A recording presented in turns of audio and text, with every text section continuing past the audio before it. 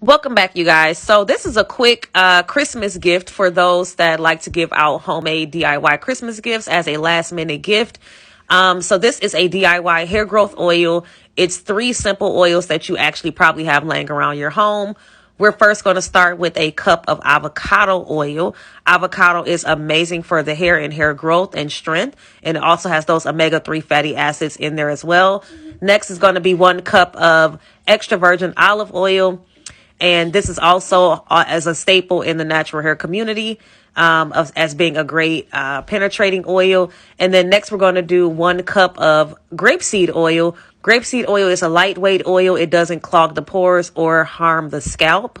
And then we're just going to mix that on up.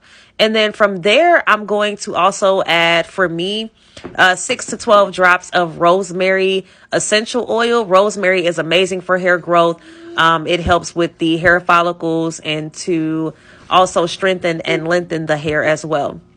Mix that up. I'm just pouring this into a bottle that I have laying around the house because it's for home use. But this is amazing for gift ideas, quick for Christmas or just holiday. All right, guys, that's it.